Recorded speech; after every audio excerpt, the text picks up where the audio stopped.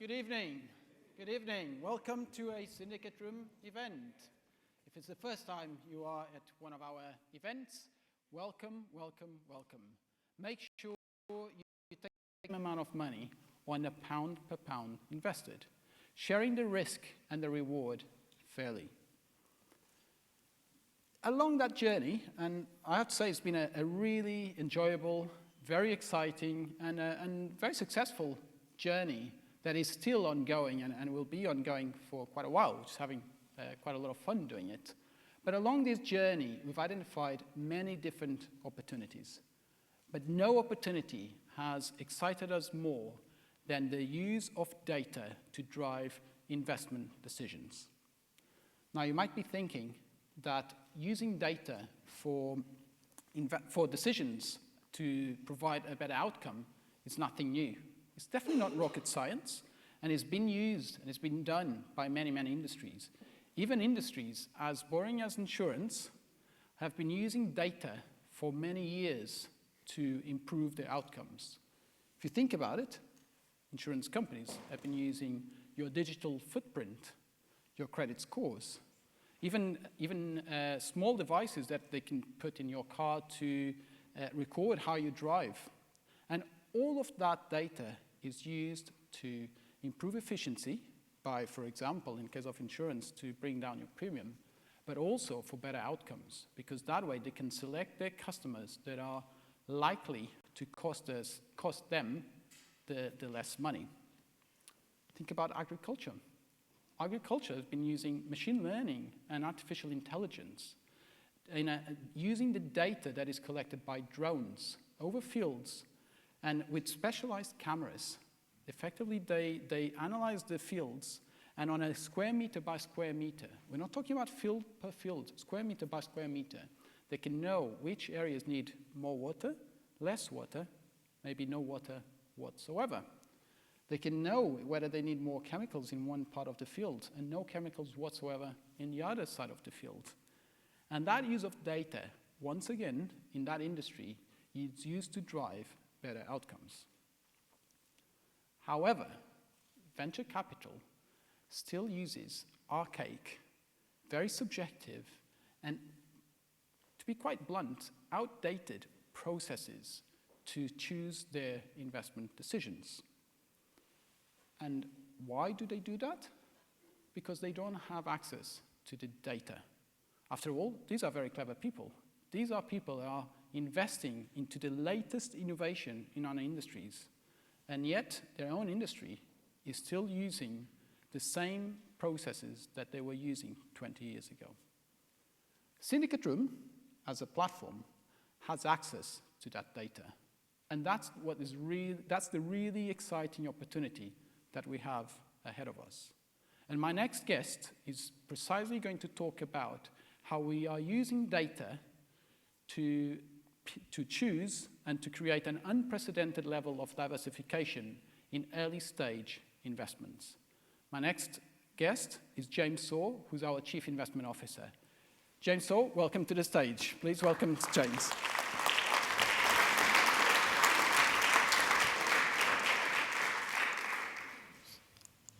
We've got to. There we are. There we are. Perfect. So, yeah, as Gonzalo said, welcome everybody. As we're a financial body, we have to enjoy the joys of regulatory cover, which is good for everybody. You've already, yeah, good. You've all read all that. Perfect. So I'm going to talk to you about. Sorry, the monitor's not working. If somebody could pop that up. Just going to talk to you about the use of data and overcoming risk through diversification. So we all know about the adage of eggs in a basket. And risk is a natural part of life. I believe that risk is always needed and is always part of every progression that happens in finance, in business. And along with risk, you have to embrace chaos, so the randomness of things around you. So if I ask you to maybe picture a swan, chances are you're seeing a white swan. As we all know, they're not all white. Now, Nassim Taleb wrote the famous book, The Black Swan, about the importance of randomness and the impact of the improbable.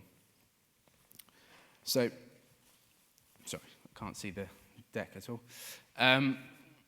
So what I'm going to talk to you about is the embracing of that risk. And what we did is we started to investigate what are the underlying risks of EIS funds and the products and services that are around in that space. And what can we do to better understand those risks and how we might be able to mitigate them? When we looked at the industry, we saw that most of the EIS funds had a common structure. They were single sector focused, a small number of investments within the portfolio, and a small management group. So then we started to investigate, well, how can we refine all these risks down to the three key areas? The three key areas that we wanted to focus on was the manager risk. So how can you pick the right manager, for instance? How can you pick a manager that's not going to succumb to some of the behavioral biases that can affect people? The other is sector. So as I said, a lot of the funds are a single sector. So when you're then looking at a single sector fund, how do you pick the right type of sector fund to invest into? Which sector's growing, which ones are in trouble, which ones do you think are going to go very well or go very badly? And the final one is stage. So how do you build an investment portfolio that covers a number of different stages of development? So early stage, scale up, and growth. So I'm just going to briefly talk to you about Fund 28, which is the investment fund that we built, which is the first and only passive fund for early stage investing. The aim of the fund is to deliver multi-sector exposure, a large portfolio, and target these three key risks. So we've now completed the investments for Fund 28, 2016, which was our first fund. And the way that the fund works is it uses the investment data, investment behaviors of all of the investors on our platform, combined with the investment behaviors of the investment managers who are leading all of these, leading all the investments into these companies. SyndicateRoom is a sector-agnostic platform. What that means is that we invest in all different sectors, and we invest in a broad array of them. We also invest from right at the very earliest stage, so companies raising maybe 250,000, and including those businesses raising 3, 4, 5, 6 million pounds, so they're just moving into the growth phase. Fund 28 was able to invest across 10 sectors in the fund. It invested into 32 investments, and it was able to use the investment behavior and investment data from 1,391 transactions, from 875 investors, to decide, using our algorithm, which investments off our platform to select and how much capital to invest into it. We're very proud of what Fund 28 is delivering for the investors now, and we believe that it's a truly diversified and differentiated product for the investment community, especially in the early stage and mid-stage, so growth and scale up. We're now in the last few weeks of the capital raise for Fund 28. It's already on track. We've already met our minimum, so we're going to close the fund. And we're looking forward to, hopefully, we're returning investors. So we've had a lot of investors come back, which is fantastic. And also looking forward to having new investors in that fund and to benefit from some of the improvements we believe have been delivered to the industry. So thank you.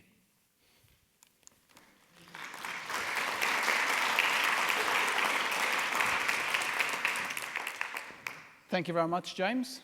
Now my next guest, my next speaker, is someone, I'm always really glad and very proud of being able to say that something is not working with the TV, which I don't really mind because I don't have any slides.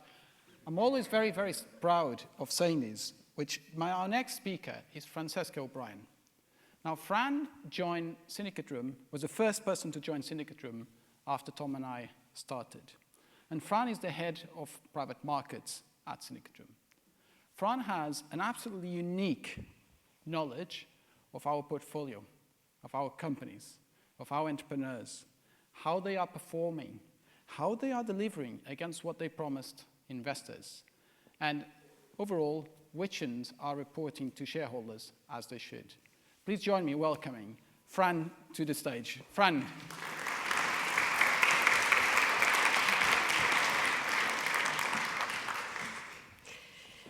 Good evening, everyone. Thank you, Gonzalo, for that very kind introduction. I'll just skip forward here. Okay. I'm really looking forward to telling you all about a new progressive approach to growth investing. First, risk warning. I'm not going to ask you to read it, so just take it in. It's important. In my role as head of private markets, I manage the day-to-day oversight of the companies that we work with, so before, during, and after their raises with us. And I joined SyndicateRoom towards the end of 2013, so just as the very first couple of raises that we ever had were live on the platform. And now we've had 120 companies raised with us across different sectors, smart, imaginative, inventive businesses. And I've been in a really privileged position to be able to work with each and every one of them. So it's true for everyone at SyndicateRoom, but perhaps especially so for me, that it's really exciting when we see these businesses start to evolve and go on to have later stage capital requirements. So they get to a point where they're in steady, solid revenue, they've secured their IP, where it's relevant to the industry, and they're starting to think about institutional investment, because institutions, of course, can generally write the larger checks. So at SyndicateRoom, what we tend to do is think about the wider industry whenever the opportunity arises. So if we're thinking and looking that a number of our companies are coming up to this stage and they're looking for later stage investment, is the existing offering that's out there, is it good for companies? Is it good for investors? And if we were to approach it, how would we? And could we do it better? And what would we do differently? And in fact, we had a think. We thought, well, if we do have a growth fund of our own, actually we could do something very unique, very progressive. So, in summary, what that is taking the knowledge that we have about our portfolio, so the existing deal flow available to us, the 120 companies, the information we know about them and how they're performing, and combining that with the values that we hold at SyndicateRoom, that have been intrinsic to us from the very beginning and essentially are underpinning the successes and achievements that we've had so far, and thinking, well, how can we innovate and do something a little bit different to what incumbent growth investing approaches would be like. And in particular, what we see is that growth investing tends to be quite resource intensive. It's a lot of time, it's a lot of human time, which means a lot of cost. And so if we can do something that's more scalable and more efficient, then perhaps we can give better returns to investors, but also keep costs down. So looking in a little bit more detail about what this actually means. The deal flow is the 120 companies I keep talking about. Whilst a lot of funds will have a whole team dedicated to deal sourcing and deal origination, the whole reason that we're thinking about having a growth fund is that we have a ready-made list of solid contender companies that are going on to consider needing growth capital.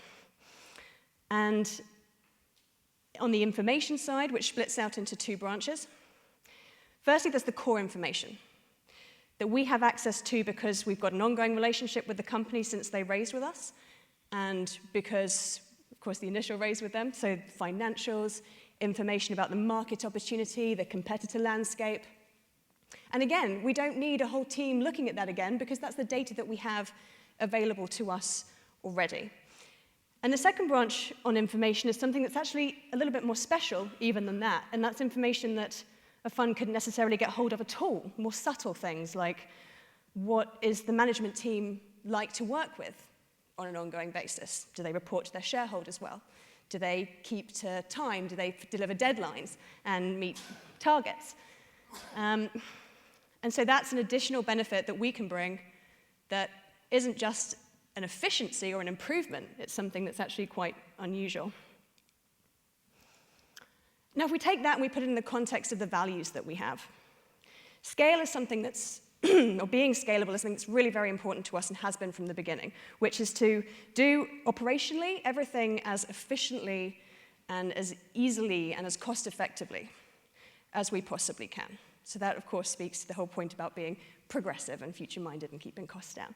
But it also speaks to the point about access, because existing funds, as they're set up, are almost incentivized to have a smaller pool of beneficial underlying shareholders capitalizing them, because every additional investor is more admin, more work. But that's not the case for us because of the scale approach that we've always taken.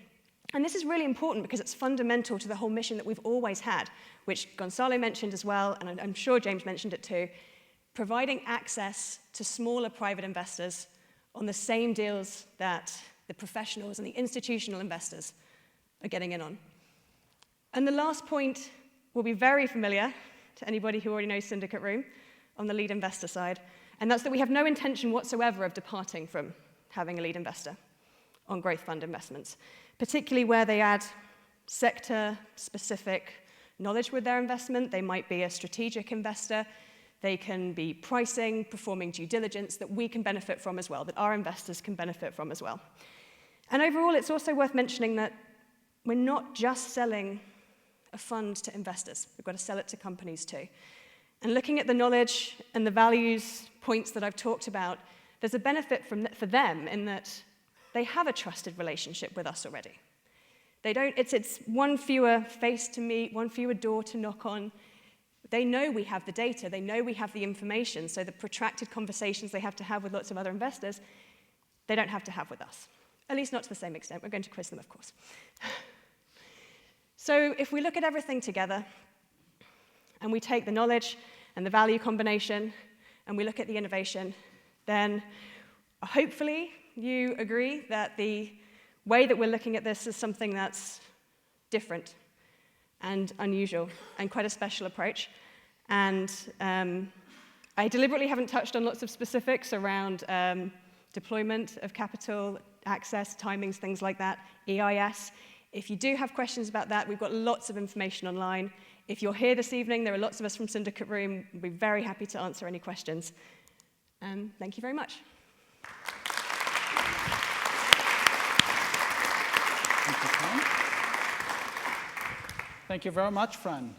So here you go. We've shown you how SyndicateRoom is paving the way for data-driven EIS funds, where James was showing how data is being used to create an unprecedented level of diversification.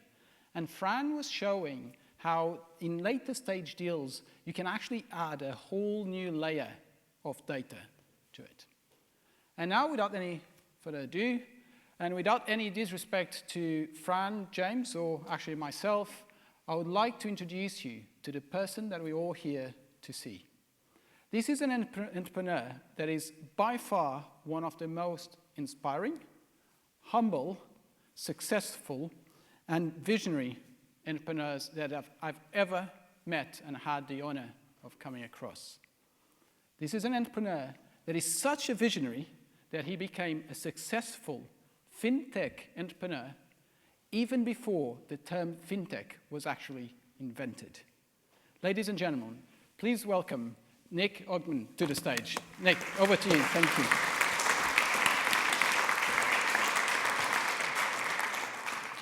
Thank you. I've got no idea what to do now. I didn't know whether to bring a skull on and go, alas, poor Yorick, as the monitor failed, but fortunately I brought a copy just in case it does die.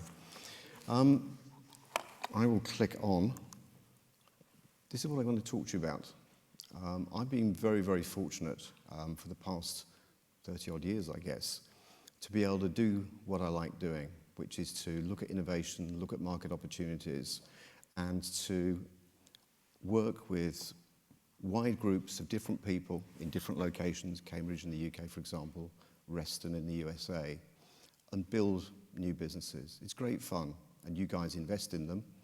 And I thought it would be very, very useful to sort of share with you some of the bits that would never appear in a prospectus, never appear in a sales document, to give you some insight as to perhaps the minds of the people that you are investing in. So, all of the three businesses I'm going to talk about tonight, WorldPay, Cashflows, and Clearbank, all started their life on a kitchen table. Many of them do. I couldn't afford a shed, so we basically went for the coffee table. And no further ado, I'm just going to give you a little bit of insight into WorldPay, which when it was created had nothing to do with payments. Okay, back in 1994, many, many eons ago, some of you will remember the first version of the Internet Superhighway, which used US robotic modems running at 14K4, real fast stuff, made a noise like a strangled cat. We built a shop in the Channel Islands, which is where I lived, purely to prove that we could do something called e-commerce. Now, we didn't know it was called e-commerce. All we wanted to do was, because we had connectivity to Barclays, because we ran their terminal processing business, we just wanted to see whether this thing called Mosaic, which had been replaced by something called Netscape, would actually allow us to take a credit card number and secretly, without Barclays knowing, pass it into their network and get it approved as a transaction. Surprisingly, it worked today. So all of you who hate e-commerce, I'm the guy to blame. What happened after we'd basically created this shop was we showed it to Barclays Bank. And we entered into a joint venture agreement. There were 4 of us in our little office in Jersey with a 486 computer called Zippy and a kettle for tea and coffee, which was vitally important. And we built a project called Barclays Square. Barclays Square was the world's first bank-endorsed e-commerce initiative. It was a very proud moment for me because I appeared on the front page of the Financial Times, smack bang underneath a photograph of the Maxwell brothers. The headline, I've still got it in my office, said, "Virtual shops free from fraud." And on the date that article was published, that was probably true. Okay. Very, very quickly, we had Argos, Sainsbury's, major brand retailers going on a journey with Barclays Bank and ourselves into the complete unknown. Because we had no customers, we had no market, we were reliant upon CompuServe users, AOL users, a variety of different people to access the internet. And I guess in early 1995, we probably had about 60,000 users only. And when you're Argos and you're selling a weightlifting kit, that's the first move into e-commerce that you've ever made. And it sells for 600 quid. We basically launched this, and very, very quickly, because of the publicity that we received off the launch of Barclays Square, we started getting emails coming in. And people were saying to us, "The system's broken. Can you tell us how much these things cost?" So I went to Keith Martin, who was our web developer, and I said, "Keith, the system's broken again, mate. Can you fix it?" And he said, no, it's working. And what they were saying to us was, this is brand new e-commerce, nobody's done this before. What they were saying to us was that we're in France, or we're in Sweden, or we're in Germany, and we don't know what a pound is. And what we'd done is we'd priced all the products in all the shops in pounds because we were in the United Kingdom, and that's the money that we used. And the eureka moment in relation to WorldPay was that if we had got on a ferry at Dover and gone to France, we would have transferred sterling money to French francs as then, and we would have known that £1 equals 10 francs. So that when we got into France and we went to look at things to buy, we could make a value for judgment decision so that we could work out whether a bottle of wine costing 20 francs was worth buying, or one costing 200 francs was off the Richter scale. And that's how we all worked. And it was one of those things that was completely invisible. And by moving society from an environment where you traveled and you went through a process of getting currency and you spent it, to a virtual environment that was stateless, meant that you had to present products and services in a way that potential customers could understand it. And that was the secret sauce behind WorldPay. So what we'd done is we'd built Barclays Square using our NatWest overdraft. And you might say, hang on, this sounds a bit like this is going to be poacher turn gamekeeper as this story develops. It may well do. And we had NatWest Bank come to us very, very shortly after we'd launched Barclays Square and said to us, could you do the same sort of thing for us? Are you on a single agreement, exclusive agreement from Barclays? We said, no, we can do what we like. And we said, by the way, we've asked Barclays this question, do you have a multi-currency payment processing system? Slips off the tongue so easily. And Barclays' response to that was, no, we're a bank, go away, don't be silly. NatWest's answer to that was, actually, we built something for British Airways, and so you might be able to use it. And so what we then did is we spent from 1995 through till the middle of 1997 building an online bank, effectively, to do real currency transactions to allow people to buy goods and services exactly the same way, the way that you do today, over the internet using the currency that they understand. We got it all built, got it all working, and I was in London the week after the death of Princess Diana. And we were at a dinner, and I was asked at the dinner, have you got this WorldPay thing working, Nick, yet? Or is it still, pie in the sky? And I said, no, it's up and working and all the rest of it. And they said, well, actually, the Diana Memorial Fund wants to take online donations. Can you do that? One of the things that we'd done as a result of building the system with NatWest is that we had control of natwest.com. And so we said yes. And so off the back of www.natwest.com/WorldPay, we launched the Diana Memorial Fund. And it was a really sad event. But what that did was created a global brand for a new business automatically, worldwide. And we got credibility and market acceptance almost immediately. Those two things are why that thing is worth about, I think, £22 billion today, because it's those cores that have allowed it to grow through and develop to deliver services to customers that are really required if they want their businesses to work. So jumping on a few years to cash flows. All right, cash flows, again, based in Cambridge, ironically where WorldPay was based. What we were doing at cash flows, we were looking at the way that the European Union was changing its rules. This all started in 2005, before the global financial crisis, when they were looking at something called the Payment Services Directive, which some of you may have heard of. And what they were trying to do, the European Union had said, we need to have more competition in financial markets. We need people to compete with banks. We call it fintech now. They called it competition against the banks then. And so what we decided that we would try and do, and this legislation was going through all of the various different countries, it takes ages to do, was get to a point in 2009 where we applied to the FCA to become a payments institution. Again, we did not have a clue what we were doing, but we were fortunate because they didn't have a clue what they were doing either. And so we basically had to put a submission in to apply for a license, and we got one. And we became the UK's first non-bank payment institution. And that allowed us then to go to Visa and MasterCard and to say to Visa and MasterCard, we're now effectively like a bank, but we're not really a bank because we don't have to worry about capital and all the rest of it.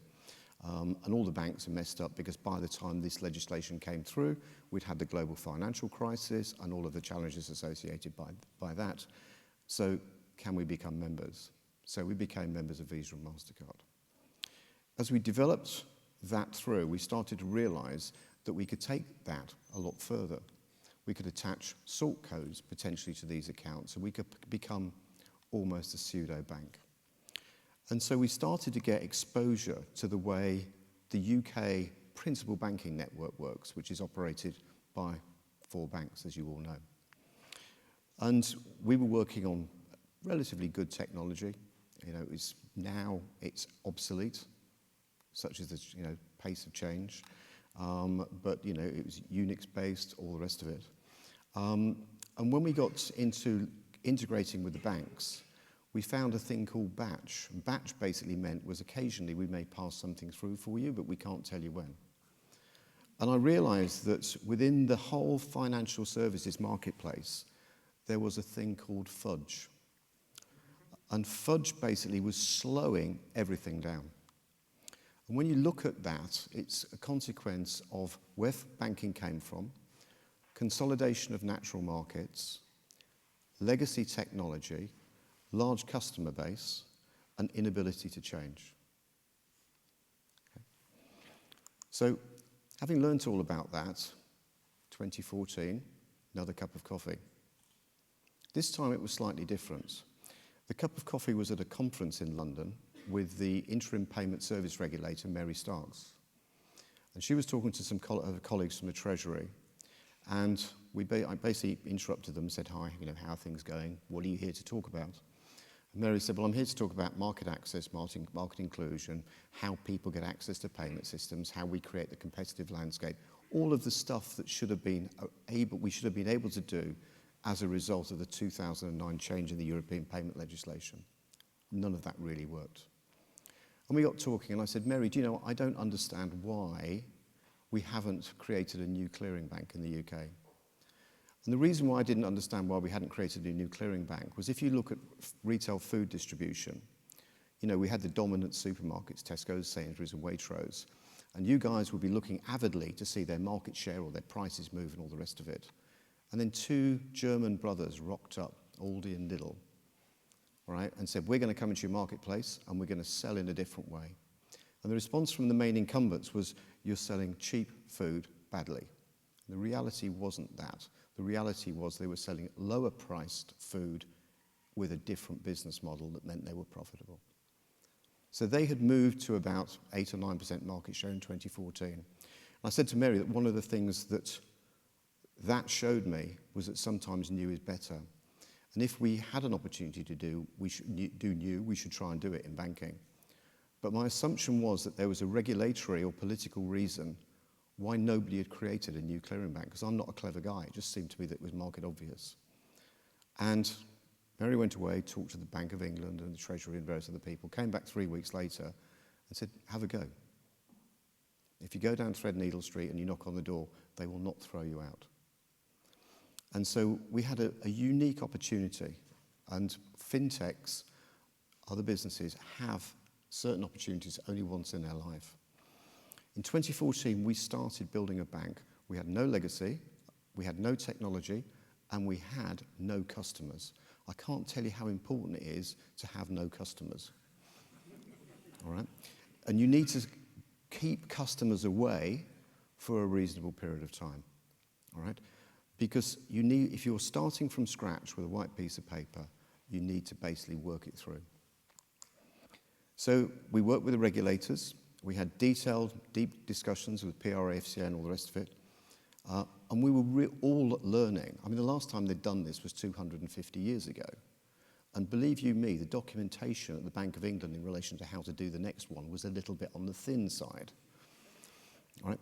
But there was a real interest in the economics, because the risk that this might work kept the project momentum moving forward. And we went and talked to them, and we said in 2014, we said, actually, what we're going to do is we're going to build all this technology ourselves, and we're going to put it in the cloud. And they said, what cloud? And we said, it's a cloud, it's a technology platform, whatever. Microsoft are involved in it, and other people are involved in it, and it's a way of deploying technology more effectively and all the rest of it. Oh, really? Well, we have to see whether we like that or not. And so we spent a couple of years teaching them, taking through. This is not only the regulators, it's all the UK payment schemes, taking them through a process to understand how you could do this, how you could do this on modern technology, how you could do it with straight-through processing, how you could do it with something called settlement finality, which I'll come back in a minute, which would completely transform the way that payments operate in the UK and would allow banks to give something called a service level agreement or undertaking to their customers, so that when you go to make a payment, you know it's arrived. Pretty basic stuff, really. Doesn't happen at the moment. So we moved on, and you get to a really interesting point. All right? You have to do a business plan. All right? And it's called a regulatory submission. All right? So we put our regulatory submission together. It was 2,500 pages, weighed 13 kilograms, and we delivered 4 copies of this damn thing, 2 to the Bank of England and 2 to the regulators, together with a signed, printed cheque for £25,000 because we couldn't pay them electronically. And they lost the cheque. It's true. It's true. They eventually found it, but it was an interesting moment. Had I known they were going to lose it, I would have hidden the cheque inside the bundle of documents and let them find it. But that's what we did. Why did we do that? There's 2 ways we can move forward on this. I can either issue you all a 13-kilogram bundle of documents and leave you to read it for the next 7 weeks, or we can watch a quick video and it will explain the market we're in, how the UK financial services market works, and then how you can apply really advanced technology in a completely new way before we start onboarding customers. It's not a sales pitch, this is education, I hope. £82 trillion worth of payments are processed through the UK financial system every year. Several different payment schemes and networks make up the UK payment infrastructure: BACS, CHAPS, Faster Payments, Link, Cheques, Visa and MasterCard.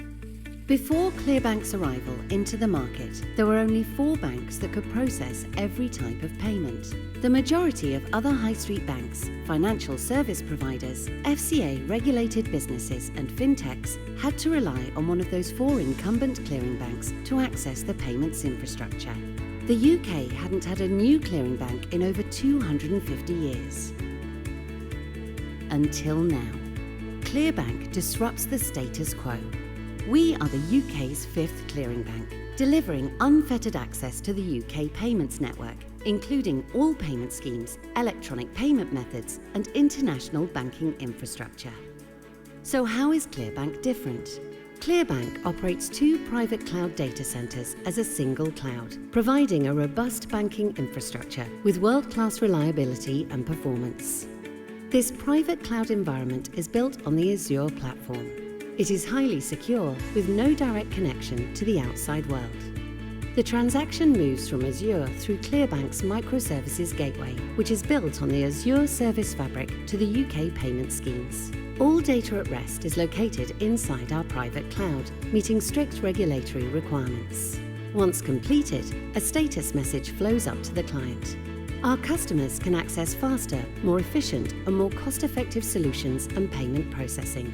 The cloud also provides Clearbank with new levels of compute capabilities, powering big data analytics used for real-time functions such as liquidity management. Cloud compute power also enables Clearbank's artificial intelligence for AML and fraud detection, analysing every single transaction that flows through Clearbank in near real time. By embracing the cloud, Clearbank is rewriting the rules on how financial services can be delivered in the UK.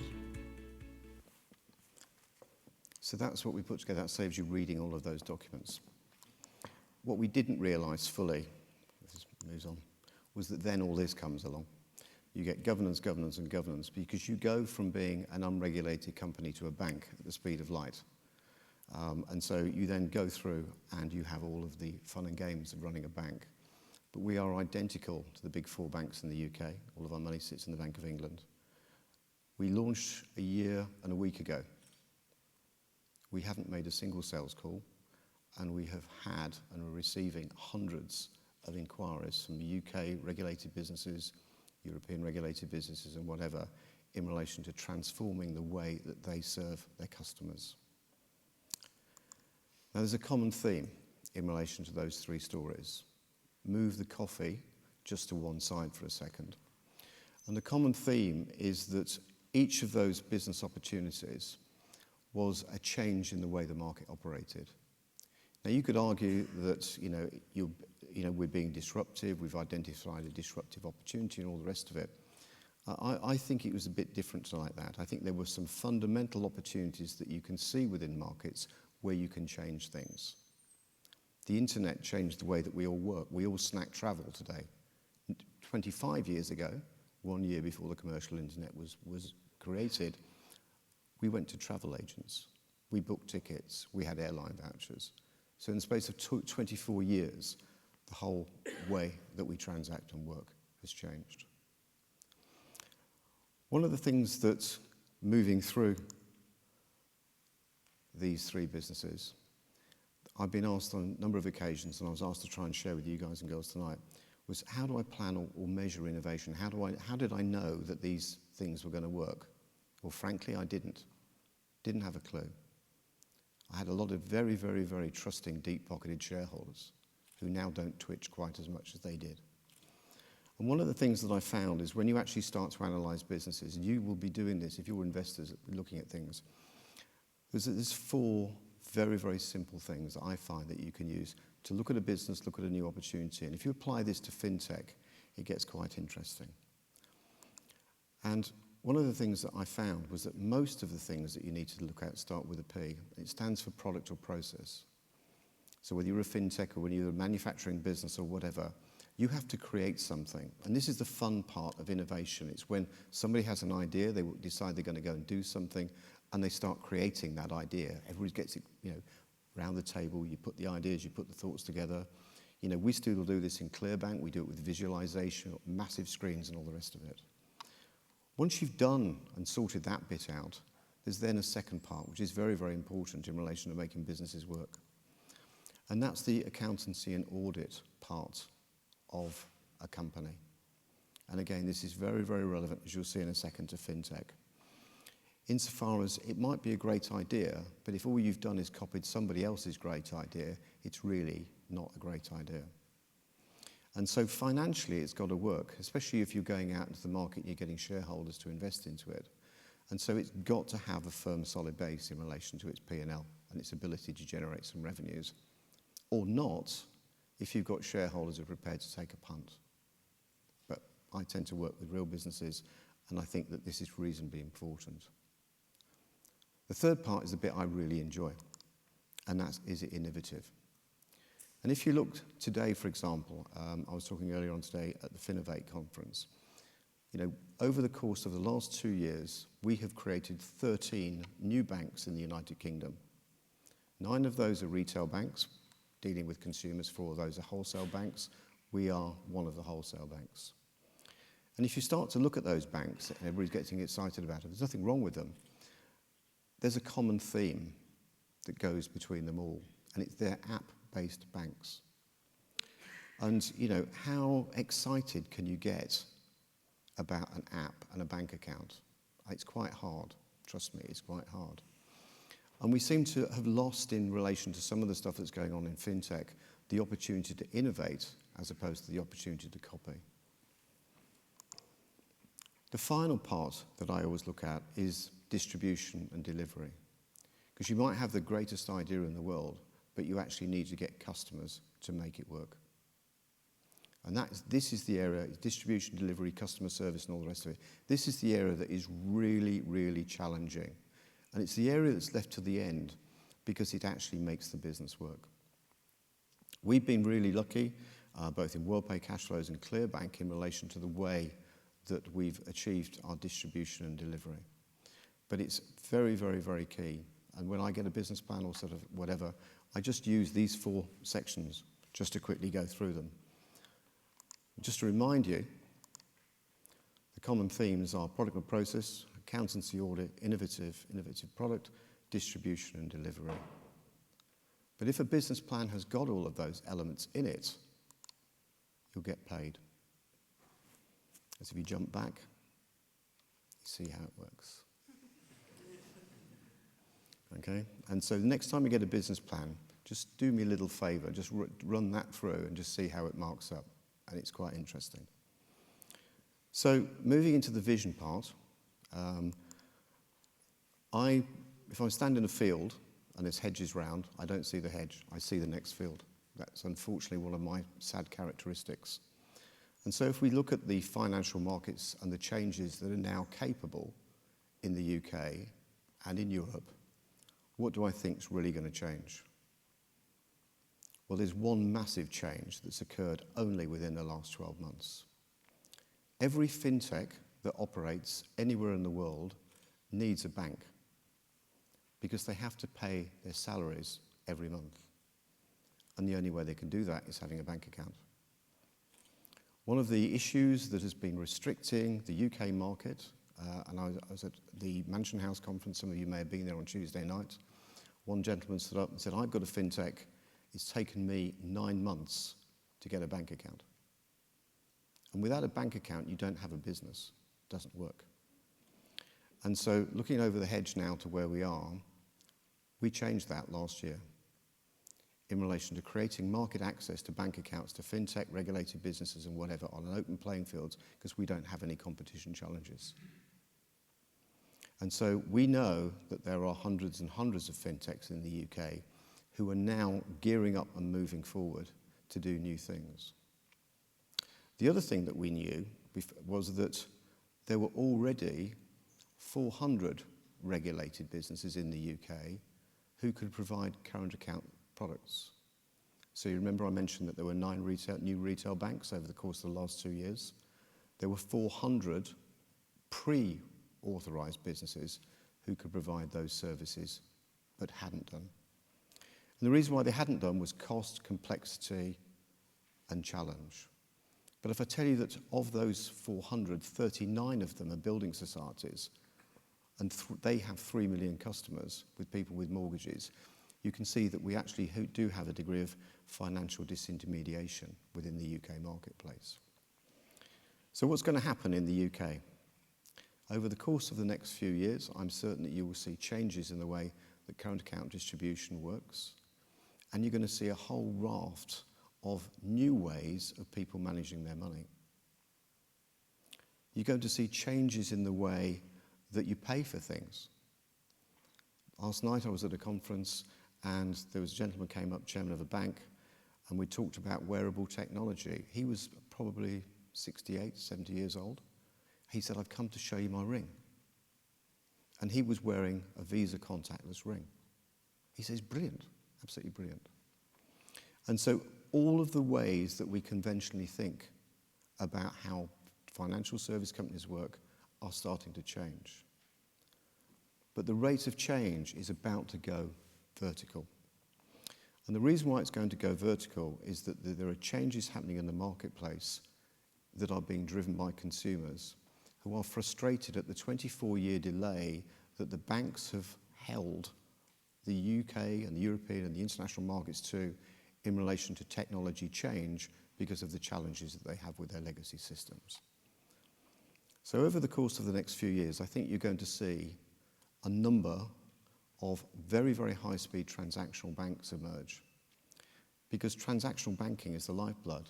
It's how you pay for your restaurant, how you pay for your hotel tonight, how you give your kids pocket money. It's critical that that system works.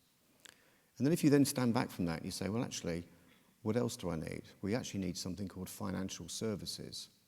And over the years, what's happened is transactional banking and financial services all been mixed up. And that's been really detrimental to our economy. Because you might have been a small business, you might have gone to your bank and you might have said, could I borrow £60,000 to buy a new milling machine because I'm going to win an order? And the bank says no. And you think, oh, that's not good. Now, if I go and borrow that elsewhere, will that upset my transactional banking relationship? What am I going to do? And there's a lot of information, a lot of reports about the impact on the economy from the decision of the bank to say no. Post the global financial crisis, the only answer they had to any question was no. It had nothing to do with the business opportunity. It had nothing to do with the viability of the business. It had nothing to do with the ability of that business to repay. It was parcel of the global financial crisis and their inability to lend the money. So what you're going to see is transactional banking coming up and choice of financial services, both within the business marketplaces and within the consumer marketplace. And the net beneficiaries of that is everybody in this room, because you'll be able to choose the services that you consume openly and freely. So you will see that emerging. You will see payments moving to contactless. You'll see cognitive services coming in. You'll see voice biometrics coming in. You'll see iris scanning coming in. And you'll choose the services that you want to consume.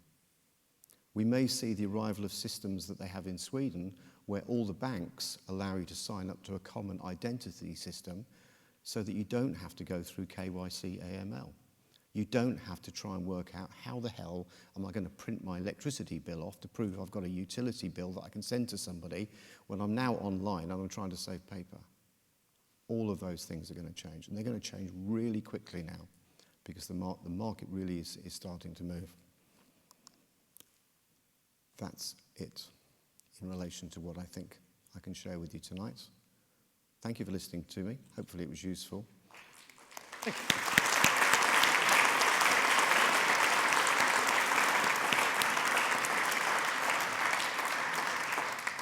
Thank you very much, Nick. Thank you so much for that insightful presentation This is from a man that is well into his third £1 billion revenue company. Well, getting there, working on a third one. Just to clarify something that we shared earlier today, is that Nick was not involved with the merger of WorldPay, with the latest merger.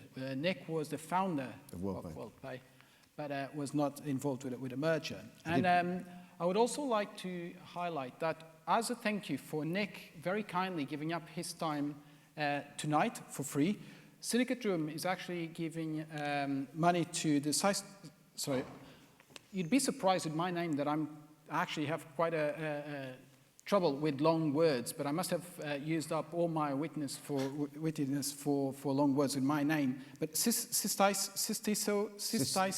Fibrosis Trust. Thank you very much, Nick. So we giving money as a charity, and I would invite you all to have a look, and if you can put £10, £50, £25, whatever you feel comfortable with, I'm sure that Nick would be very thankful, and we'd be very thankful for that.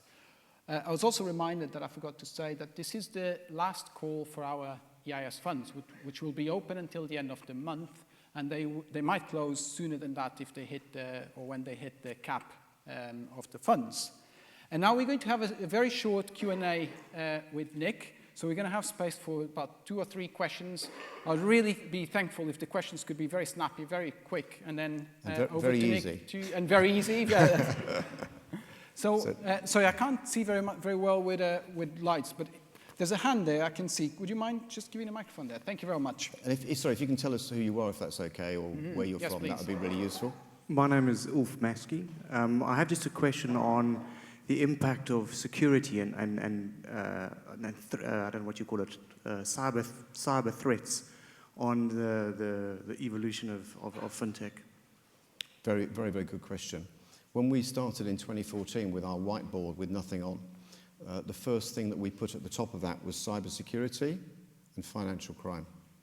Because although we're a well-funded business now, we're a startup. All right, and it was the biggest threat and is the biggest threat to every financial services company.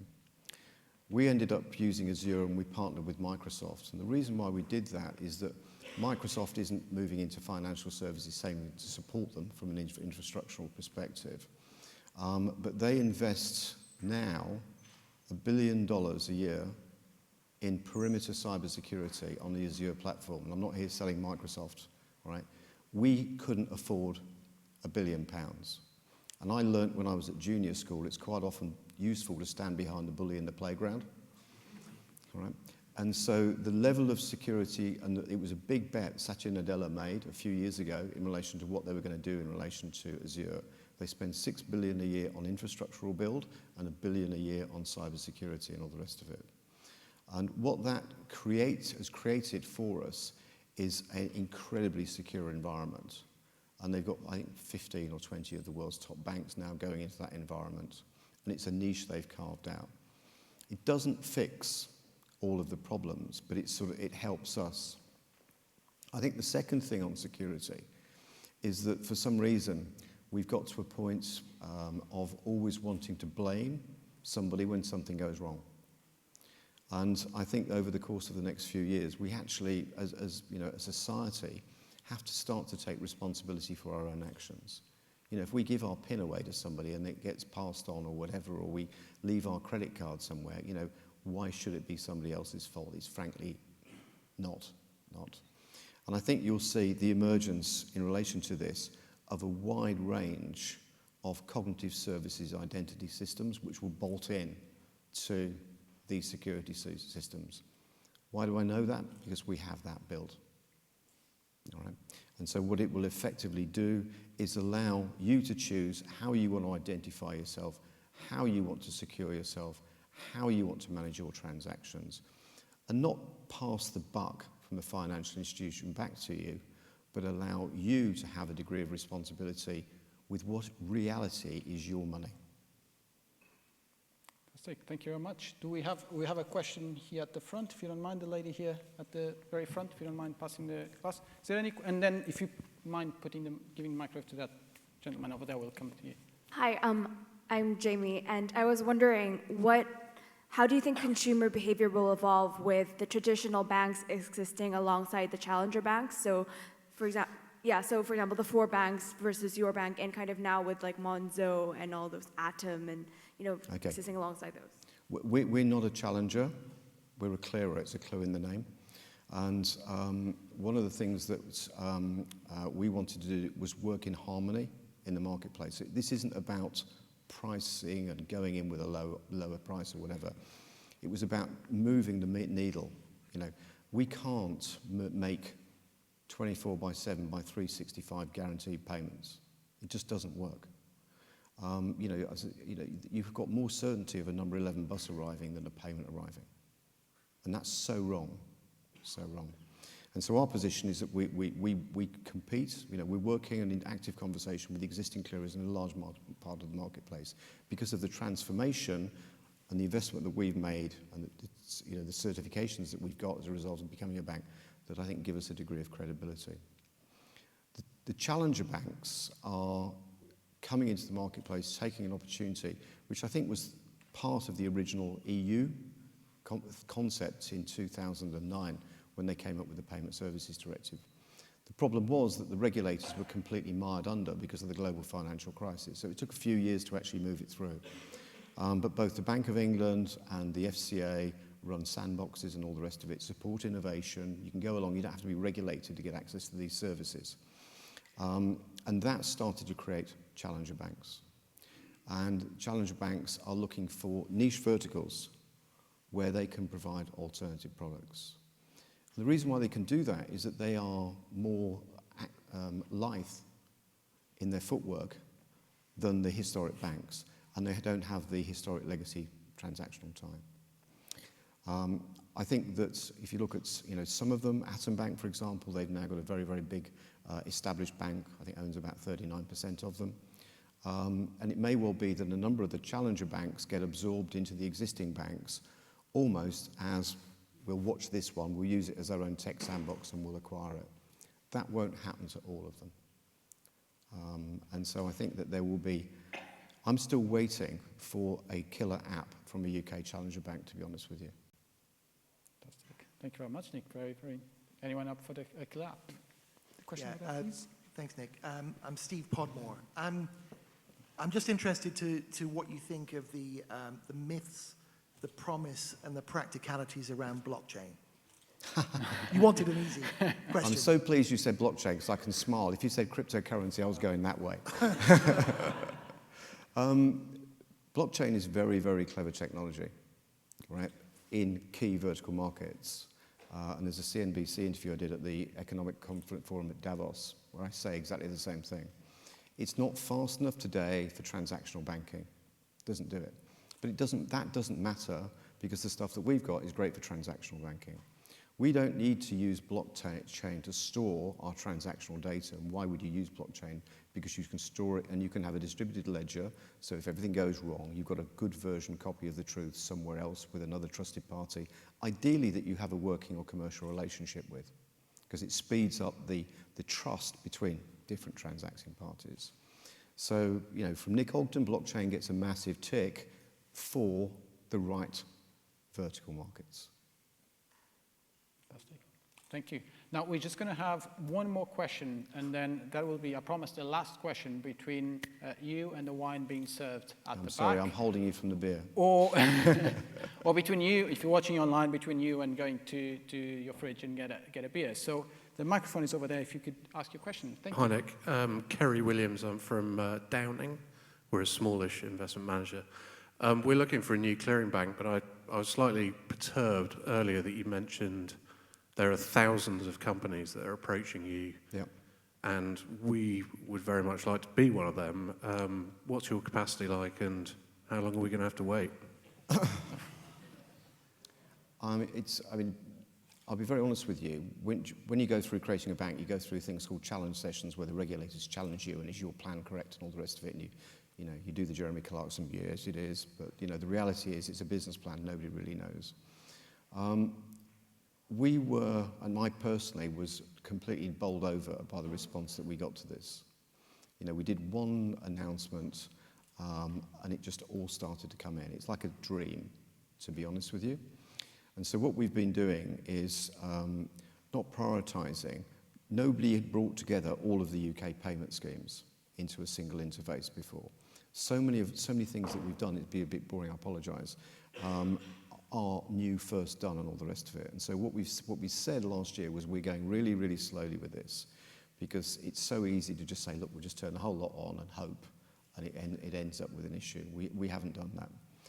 So what we started to do last year, when we launched ClearBank, we said we were going to work with 3 businesses to go through a testing process. Within, I think, about 8 weeks, we'd gone back to the regulator and said, we've made a mistake here, this needs to be another 10. And then we went back a few weeks later and said, can we add another 6 in? We took those through testing.